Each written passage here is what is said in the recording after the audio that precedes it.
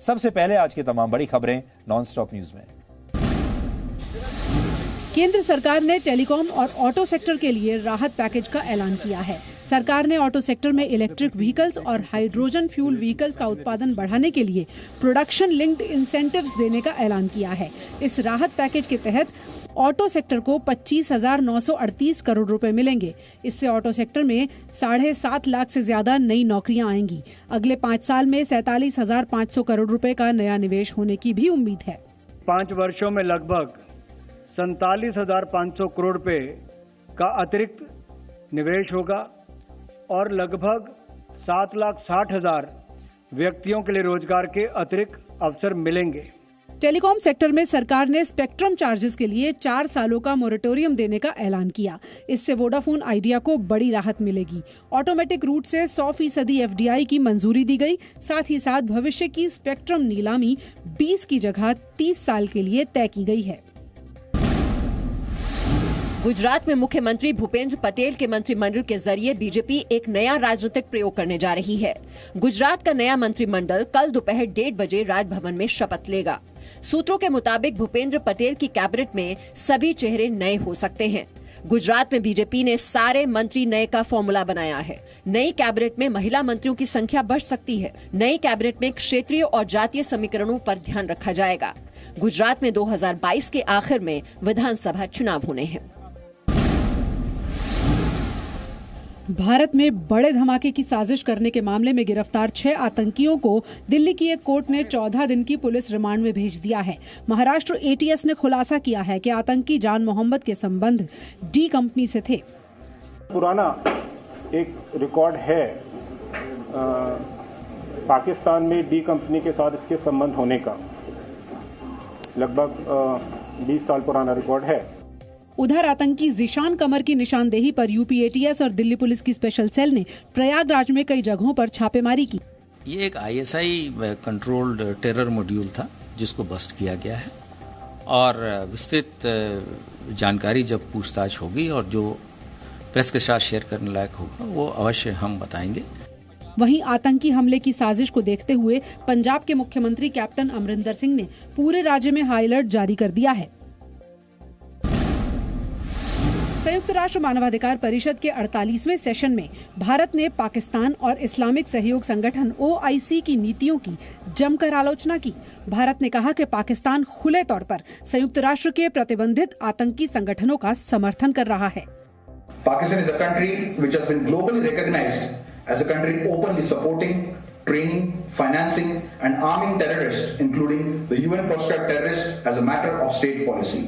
भारत ने पाकिस्तान को लेकर सीधे कहा कि अल्पसंख्यकों के अधिकारों की रक्षा करने में वो नाकाम रहा है। Thousands of women and girls from minority communities have been subjected to abductions, forced marriages and conversions in Pakistan and its occupied territories. उधर पाकिस्तान के कब्जे वाले कश्मीर में लोगों ने पाकिस्तान सरकार के खिलाफ जोरदार प्रदर्शन किया। प्रदर्शनकारी POK को पाकिस्तान से आजाद करने की मांग कर रहे थे। कतर स्थित तालिबान के एक अहम सदस्य से जी न्यूज को जानकारी मिली है कि तालिबान सरकार में डिप्टी PM मुल्ला गनी बरादर और खलील उर रहमान हक्कानी के बीच कहासुनी हुई है। सूत्रों के मुताबिक पिछले हफ्ते भी दोनों गुटों के समर्थकों में झड़प हुई। खलील उर रहमान हक्कानी तालिबान सरकार में शरणार्थी मंत्री हैं और सूत्रों से पता चला है कि बरादर खुद को डिप्टी PM बनाए जाने और हक्कानी नेटवर्क के लोगों को सरकार में शामिल किए जाने से नाराज था। जानकार इस झगड़े को तालिबान सरकार में फूट मान रहे हैं।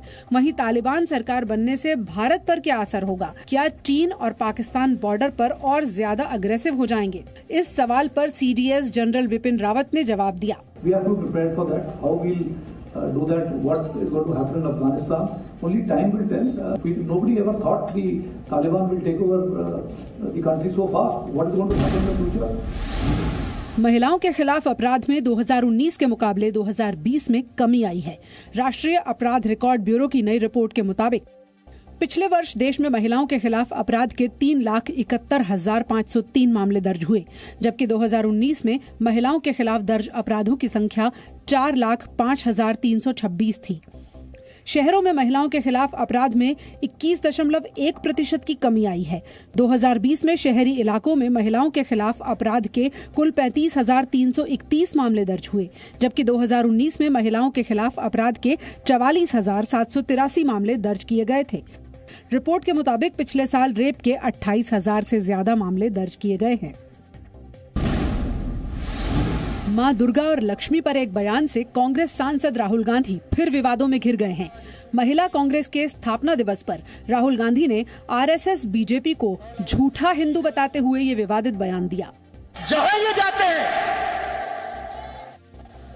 कहीं लक्ष्मी को मारते हैं, कहीं दुर्गा को मारते हैं, और फिर कहते हैं हम हिंदू हैं।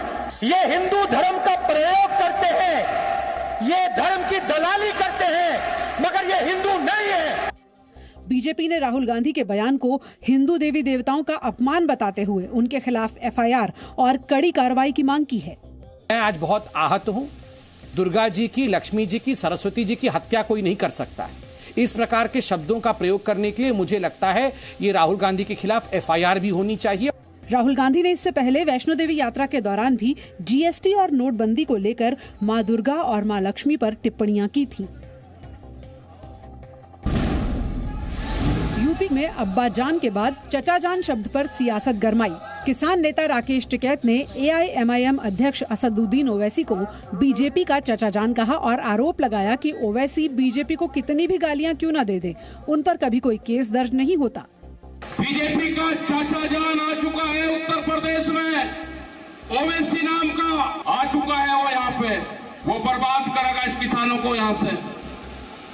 ये सब ए और बी टीम है, इनकी चाल समझने की जरूरत है आपको। ओवैसी को चचा जान कहने पर एआईएमआईएम के यूपी प्रदेश अध्यक्ष शौकत अली ने राकेश टिकैत पर पलटवार किया। इस तरीके से अरविंद केजरीवाल भी एक आंदोलन से निकले थे और शॉर्टकट में नेता बने और दिल्ली के चीफ मिनिस्टर बने, वही तरीका राकेश टिकैत जी अपनाना चाह रहे हैं। केंद्रीय गृह राज्य मंत्री अजय मिश्र टेनी ने राकेश टिकैत और ओवैसी दोनों पर तंज कसा। राकेश टिकैत और ओवैसी एक ही सिक्के के दो पहलू हैं। एक सांप्रदायिक राजनीति कर रहा है, किसानों के नाम पर कर रहा है राजनीति, लेकिन दोनों का लक्ष्य राजनीति में सफलता पाना है। बॉलीवुड अभिनेता सोनू सूद के घर और दफ्तरों पर आज इनकम टैक्स ने छानबीन की। सोनू सूद के मुंबई और लखनऊ में घर, दफ्तर समेत 6 ठिकानों पर यह सर्वे किया गया। कथित तौर पर सर्वे में अकाउंट्स बुक की जांच की गई। हालांकि आयकर विभाग ने कोई बयान जारी नहीं किया, लेकिन आम आदमी पार्टी ने केंद्र सरकार पर निशाना साधा। दिल्ली के मुख्यमंत्री अरविंद केजरीवाल ने ट्वीट किया, सच्चाई के रास्ते पर लाखों मुश्किलें आती हैं, लेकिन जीत हमेशा सच्चाई की ही होती है। सोनू सूद के साथ लाखों परिवारों की दुआएं हैं, जिन्हें मुश्किल घड़ी में साथ मिला था। कोरोना काल में सोनू सूद के चैरिटी फाउंडेशन ने लोगों की मदद की थी। इसके खर्च पर सवाल उठे थे। हाल ही में दिल्ली सरकार ने सोनू सूद को एक कार्यक्रम का ब्रांड एम्बेसडर बनाने का ऐलान किया था।